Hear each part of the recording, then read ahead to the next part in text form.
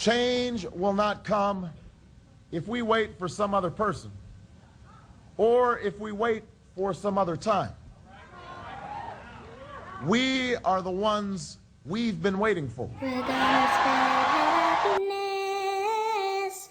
We're gonna spread freedom. Obama's gonna change it. Obama's gonna lead. Barack Obama is a once-in-a-lifetime candidate. He preaches hope. He preaches change.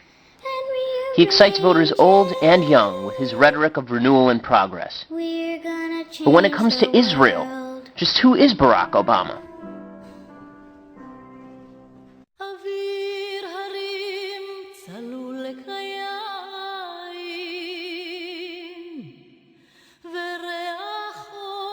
My name is Ben Shapiro, and I'm a nationally syndicated columnist with Creator Syndicate. I'm also an Orthodox Jew. My wife was born in Israel, so the issue of Israel is very dear to me, as it is to most Jews.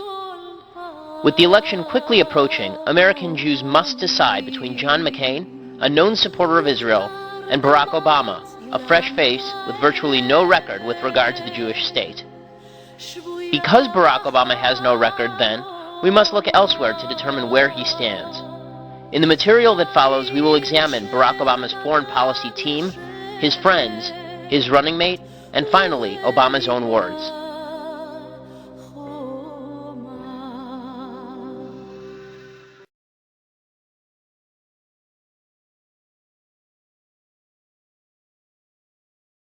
General Merrill McPeak is the national co-chair of the Obama campaign. In 2003, he conducted an interview with the Oregonian, in which he blamed the Jewish lobby for American problems in the Middle East. "We don't have a playbook for the Middle East," McPeak told the interviewer. "So what's the problem?" the interviewer asked. "State? White House?"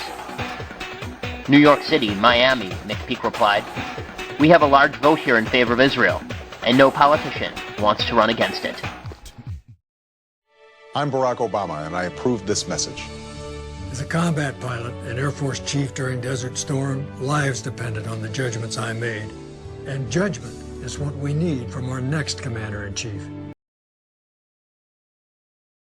Samantha Power is an academic at Harvard University's John F. Kennedy School of Government. A longtime supporter of Barack Obama, she joined his 2008 presidential campaign, becoming one of his senior foreign policy advisors.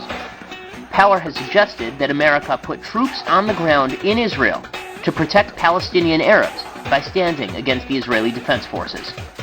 Let me give you a thought experiment here, without asking you to address the Palestine-Israel problem.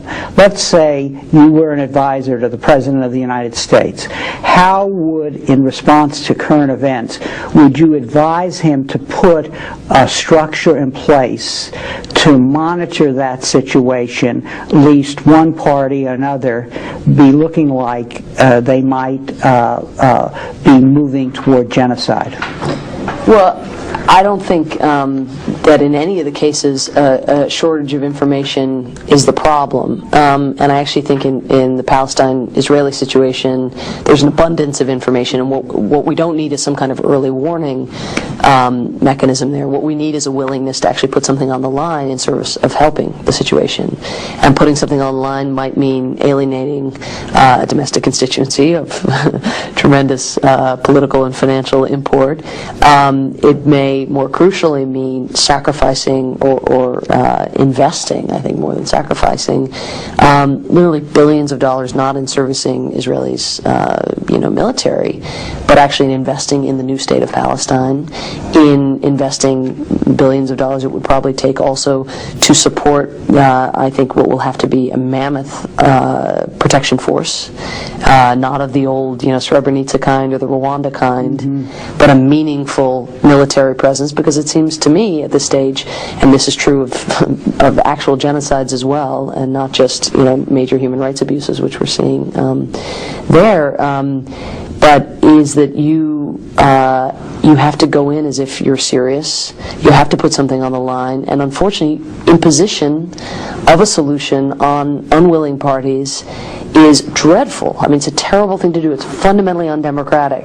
But sadly, we don't just have a democracy here either. We have a liberal democracy. Samantha Power was forced to resign from the Obama campaign after calling Senator Hillary Clinton a monster in March 2008. Robert Malley is a former Clinton administration negotiator. He also served on President Clinton's National Security Council as Director for Near East and South Asian Affairs, as well as Special Assistant to the President for Arab-Israeli Affairs. After Yasser Arafat refused Israeli Prime Minister Ehud Barak's 2000 offer of the West Bank, Gaza Strip, and East Jerusalem, Malley penned a series of vitriolic articles blaming Israel for the failure of the peace negotiations. He then suggested that America simply impose a solution of its choosing on Israel. Barack Obama was forced to fire Robert Malley after public outcry arose over Malley's regular meetings with the terrorist group Hamas.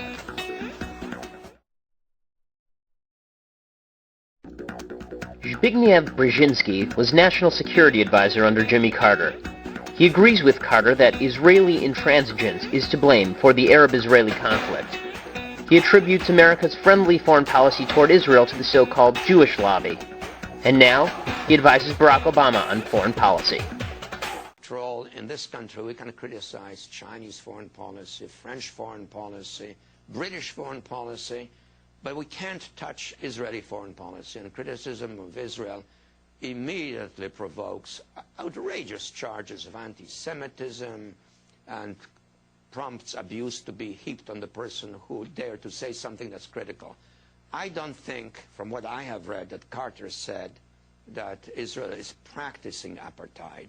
I think what he said was that if there is no peace between Palestine and Israel, the end result will be an apartheid-like arrangement between Israel and Palestine.